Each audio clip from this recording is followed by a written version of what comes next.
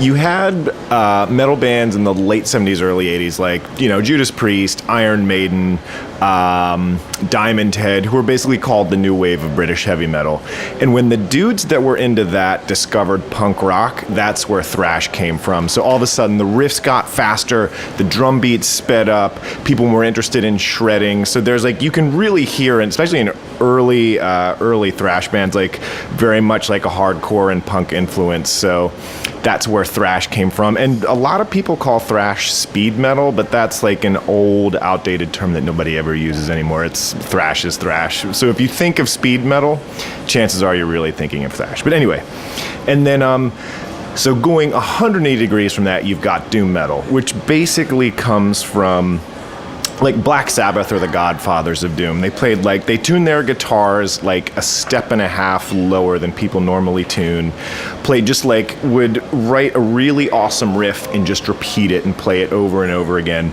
And so doom metal takes that same just kind of earthy heaviness and sort of glories in that repetition. And doom metal is typically, as I said, it's a lot slower than thrash. In fact, there's a subsect called funeral doom that is super slow, but that bores the shit out of me and I don't really like it too much. But yeah, doom metal is really heavy, lots of preoccupation with sort of basically either death or weed. And yeah, as I said, lots of repetition, super slow, but really groovy. You could almost dance to it, but not really.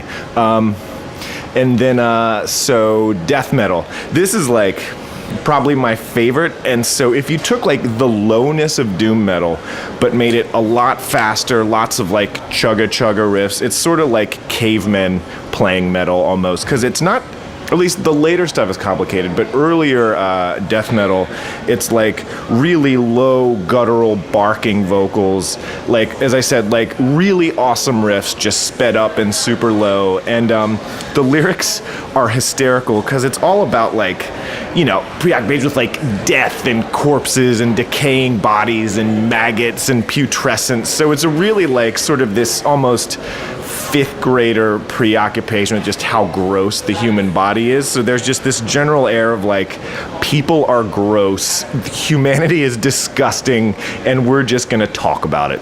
Mother knows!